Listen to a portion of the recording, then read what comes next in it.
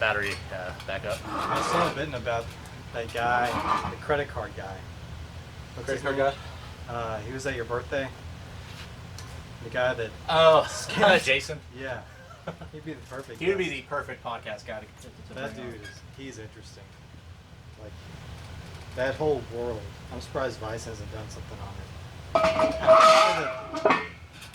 How much are you doing again? Was it $235? Yeah. Ask him how much how much money you could possibly make if you just committed and your full-time job was basically scamming credit cards. And he said that somebody that had devoted an entire year to it made like 90 grand. Yeah. But he said that somebody made hundreds of thousands, if not a million. Probably separate identities. I don't know. He said that somebody just did it. Maybe they had a better plan, or maybe they just had more, money to work with in the beginning. Yeah. Well, I think that's a key factor too. Is you have to have a lot of like upfront money to be able to do a lot of that stuff. Because if you don't have like the capital to do it, you can't take advantage of like a lot of the rewards. Because like for instance, he was telling me like a lot of the banks he does, you have to have like a $5,000 balance to like put in to get like $300 or something. So if you don't have the $500K or $5K, it's not gonna. It's like betting on a winning horse. You put $1 million on something that's like. Well, it's not really best betting odds. because you're like guaranteed that money. It's just you have to put $5K aside for how many months just to get $300 or whatever. That was the thing, is that there's no risk. Yeah. Like, There's I guess no the risk, only risk but was that they just decide not to pay you. Unless Yeah. you don't They just pay, catch on. unless you don't pay your taxes. Yeah, and really the only risk is if you need that $5K for whatever reason, it may need to be in the bank account for like a month or something, you know. Yeah, but if you could just like toss $5K in. Exactly. I do have to give him some credit though, because he's the one that got me into cryptocurrencies. So I probably wouldn't be where I am now without his, him telling me to get into it. And he was telling me this for years. Like, he told me this probably back in like 2013, and I was like, yeah, it's probably a scam, whatever. And That's when it was getting big. What's up with Bitcoin now? Had plans on building a computer for it. yeah, I mean, it's, everybody had plans to do that. it's been skyrocketing lately, like last 3 months. I thought it just died. It's back from the dead. Apparently. So it crashed and now it's. Yeah, so it went to an all-time high in 2017, kind of like the end of 2017. It went up to 20,000 per Bitcoin, and then it crashed down to about 3,000 per Bitcoin. And now it's in the last 3 months, it like tripled in price. So it went from 3,000, from 3,000 to about 9,000. Over 9,000.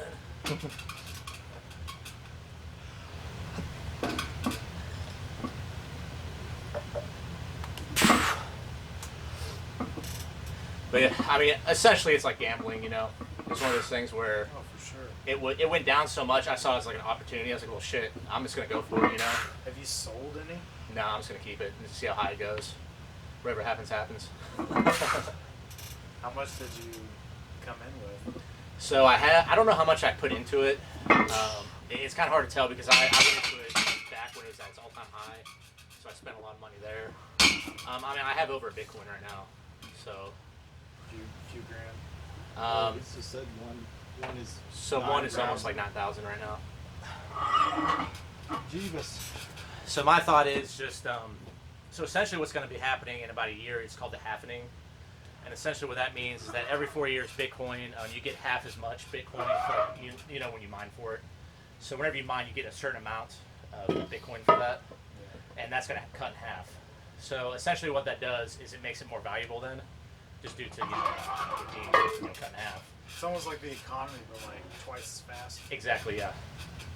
So the thought is, every time it's done it in the past, so Bitcoin's been around since 2009, and every halvening event, it's skyrocketed. So the thought is that the next halvening, it's going to skyrocket again. So hopefully that's kind of my thought, is just, wait till that happens, kind of see, where it goes. I wonder what the brain cells think about Bitcoin. Have you got a name for your podcast yet? We thought of one or a couple. This is off balance. It's off balance. Gains and brains? Gain cells. I actually did think of a good one. Gain cells? Brain gains. But see, what I was telling Zach is maybe we shouldn't attribute it to working out, because there may be somewhere we're not working out, so it wouldn't really make sense. Yeah. So more of like a generic type name. Generic podcast. Yeah. I mean, I'm down for whatever, honestly. You can call it that. Yeah, down for whatever.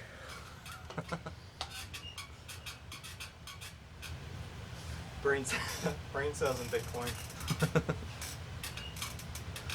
Bit cells. I'm trying to think about. Yeah, I don't know what they think of Bitcoin. Maybe they're all into it, and I think they like it because it's a way of them getting out of wage cucked. it makes sense. At the end of time, there's just going to be one brain cell with a bank account full of Bitcoin surrounded by waifus.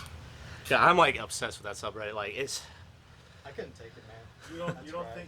think this is all just a big bubble? What the Bitcoin? Yeah. I mean, it was already a bubble. Like it already pretty much crashed. You know, it lost 90% of its value in like 6 months. Yeah.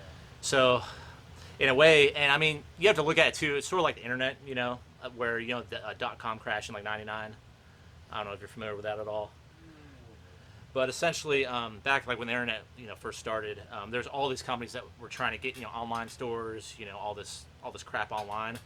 But they kind of, they like were like overspending on all this crap because they thought it was gonna be some like next big thing, which it was, but just not in that time frame. And so all these companies kind of went under. Amazon's the only one that kind of recovered from it. They were hit pretty hard, but essentially it like crashed to almost like zero, like almost all of the internet companies. But then now, I mean, look at it now. You got Amazon, you got all these, eBay. So it's kind of one of those things where it's already crashed. So the worst that can happen is just goes to zero. It's kind of a risk you have to take. But it's kind of one of those things too. Is if people want to get into it, don't risk money that you don't care losing. So if it goes to zero, then it's no big deal. I don't spend all my money on it like some people do. Like literally, people like take out loans for it, which is just stupid. So what I essentially do is called dollar cost averaging, and what that essentially is just you're just putting every week you're just putting money towards it. Like $20 here, $30 there.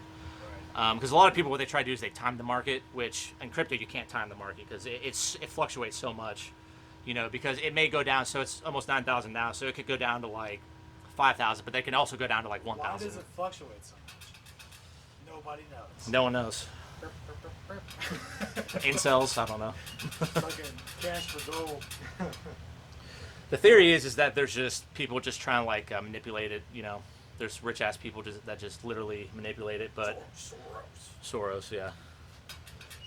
Which did you hear about Alex Jones talking about Bitcoin? He was saying that Soros was going to pay Alex Jones 5 million Bitcoin to advertise for Bitcoin to try to pump it. Oh my god. And Alex said no. That's 5 million times 9,000. It's only $45 billion. well, no, $5 million worth of Bitcoin. So whatever that would equate to. So 9,000 divided by 5 million. What do you guys think of George Soros? Do you think he's like that boogeyman that they say he is? I know Alex Jones has to smoke weed once a year because he's testing out what George Soros has done to it. That's hilarious. I don't know enough to have an opinion. Although, like Rogan said, Jones was right about some things in the late 90s. He's been right about quite a few things, but it's just Like fell off the he's deep just end. a dumb fucking character. But that thing in the 90s, I think it was an evolved Soros. That's why I brought it up. He's like a Pokemon. He just evolves over time. You have to, man. Adapt or die. Alex Jones is the Andy Kaufman of media. Nobody knows if he's being real. Well, I think he definitely plays a character. Well, he said it in court, right? Yeah. See, one of the best memes I've seen in years. He was wearing a fucking like a pilgrim's hat, and he was like, Did it have the belt buckle? "Yeah, I think so. I think Has so." to. And he was wishing a happy Thanksgiving from his family to yours, and the first comment was, "Ha ha ha! You lost your kids." I mean, he's fucked people over with those statements about like Sandy Hook and all that that stuff, didn't he? See, we're kind of conflicted on that because, like, the media is saying one thing and he's saying something else. He's saying, so essentially Alex Jones' side of it is he brought, like, a expert on who was saying stuff about Sandy Hook, how it's, like, fake and all that stuff. Mm-hmm. But I don't think Alex Jones himself was saying it. He just had someone on that was saying it. Well, so he wasn't. I don't think he was exactly what is the term doxing people, but he has crazy enough fans to like search out people that they totally believe are like crisis actors and shit. Yeah. Which is kind of one of those like double-edged swords because on one end it's like, are you responsible for every single fan you have? You know, it's like Joe Rogan. There's probably some crazy ass people that listen to him too, but at the same time he kind of perpetuates that craziness of it. Yeah, he's not telling people to stop. Yeah. Only the real incels will follow him down to the last media company. I wonder what. Now I just wonder what the incels think about everything. So they have to just go to Infowars now, right? That's the only place. Is that an incel? So thing? they don't like Alex Jones. Incels don't like Alex Jones? No. Oh, Jesus Christ. So they don't like like liberals, but they don't like. So they're kind of like they're almost like anarchists because they don't like Trump either. Like virgin libertarians? I guess. Jesus. So they don't like liberals and stuff like that because of like the cucks and all that's soy boys and all that. Soy boys, I love So that name. they don't like that, but they also don't like Trump because they just think he's an idiot, type thing. Who are their biggest Yang. Really? Yeah. Yang Bucks. Yang Bucks. I wonder how much pussy Yang's got. He's married. Of course he is. I think they like Probably married the first girl he had sex with. So they like Republicans more than Democrats, but they also don't like Republicans. It's kind of like this weird thing because the only reason why they like Republicans is because soy boys hate Trump and they hate soy boys more than Trump. So it's kind of like hierarchy of who they hate type thing. So it's sort of like how like the left does like the oppression Olympics. So they kind of do like who they hate the Olympics like so they hate this person the most, they hate this group second most. That's so thing. fun. I'm glad to be throwing these hard-hitting questions to Stephen Gahan, the new Andrew Yang 2020 podcast. Yang Bucks. Yang's gonna hire us to be his like advertising firm. So we need incels just like you to like spread the word. We'll get paid in 18 months. What's he proposing? Should get away food. How much a month? 1,000. I think isn't that just enough to be below the poverty line? That I'm not sure, but he was saying everyone gets it too. So you could be worth billions of dollars, you would still get that monthly $1,000. But if you're already on benefits, you would basically get. I can't remember if it was a trade-off. You either get the benefits you have right now, or you get the 1,000, or maybe there's some system where if you get 700 of benefits, you can get an extra 300. So I think it's either all or nothing. So you can either get like the current benefits you have and just keep that and not get the 1,000, or you can just get 1,000 and get no benefits. But see, the only thing with that though is with like really like irresponsible people. What if they just blow the 1,000 in like 3 days? It's like what happens to those people? You know what I mean? Put it on black. They get another one in 27 days. Yeah. See, I like that idea because it's like, I guess it's like, you get a second chance every other month, and it could help prevent you from going in debt. I mean, you can still fuck up your whole life, but Yeah. Can you take out? But there's something to having some freedom, because they call it a freedom dividend. Yeah. So having that extra money, like, I know when I'm not worrying about money, everything else has a new like hue to it. It does. Life in general has a whole different. Oh yeah. You see things in a different light. That the creativity or the opportunity just frees up so much of your. I think he even said it on Ben Shapiro's podcast. It's like it frees up so much of your mental real estate, basically. Yeah. To not have to worry For about. a lot of people, but then there's a lot of people like we were just saying that literally would spend it like on scratch off tickets, you know. Yeah. When you have money to blow. Well, it's not even just money to blow. If you have. When you don't have to worry about it. Exactly. It lets you smell the roses. Exactly. Yeah. And so for a lot of people, myself included, an extra $1,000 a month would go pretty far. Long way. Yeah. Well, it's like with me. Like, I mean, I started out like when I first started working part time, like barely could make ends meet. Like I was living paycheck to paycheck. I'd have like cents in my account, you know, and it would just put so much stress on you, you know, like thinking like, are you gonna eat today? You know, do you have enough money for gas? All that shit.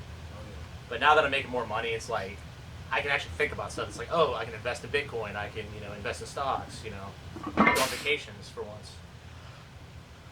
Really does help with that.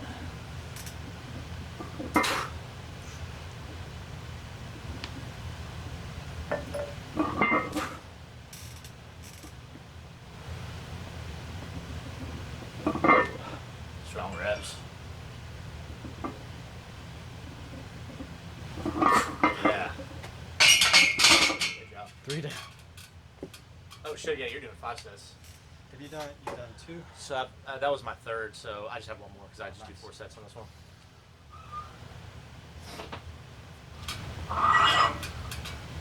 But yeah, like I was just telling Ben, like it does really help you because like when I first started, I was like part time, and literally, you know, paycheck to paycheck, you know, Yeah. like didn't know if I had enough money for gas, you know, can I pay rent this month, and that's like all you think about. Like you don't care about, you know, like reading or, you know, investing in things. Like you don't give 2 shits about that. But now that, you know, I have more financial freedom, it's like, oh, I can invest in Bitcoin. Oh, I can look up like stocks now. You know, I go on vacations. You know, I just run on that cruise. Yeah. That's what communism was. Yeah. Everybody gets the same amount. But plus, can you imagine being a single parent and having a similar situation? Like $1,000 would go even farther. What do you think that would do to the economy, though? Do you think that would, like, the price of like goods would go up because of that extra money? The price of goods. Yeah, goods. Let me pull from my bank of economy knowledge. That was one of my thoughts as well. And like rent would go up. You know, Yeah, foods it's would like, go oh, up. you can afford it. You get $1,000 a month. That's what they threatened with raising the minimum wage. Yeah, that wasn't a Bank threat goes though. up. It's like that's automation already. Because there's something about The higher the minimum wage goes, the more companies are going to like automate things essentially. Is that what they're you're saying? going to eventually, but It just kind of speeds up the process. I'd be very surprised if it didn't happen faster. Yeah. Just because only some companies can survive that gap between now and when more of their stuff is automated. So Yeah. Amazon taking a hit and saying, yeah, we should definitely pay people $15 an hour more. I mean, they can afford it. Yeah. More so than smaller companies. Yeah, see, that's kind of the thing. It's sort of like anti-productive in a way because, you know, a lot of people are for like small businesses and stuff, but if they go under because of the higher minimum wage, you know, it's kind of anti-small business too. Well, plus, you know, how is a small business going to pay more money to their employees and still try to offer people benefits? Yeah, on top of that. Like, how are you going to pay for? Like, I can't imagine trying to open a small business and not doing just contract work. Yeah. Like trying to pay. I don't even know what the startup cost would be. You have to ball in and just do a crazy amount of marketing. But just to try to pay for healthcare for a bunch of employees, it's insane. Someone called me earlier and told me if I bring this shit back, they'll give me my deposit. You pay a deposit? Yeah, to get like the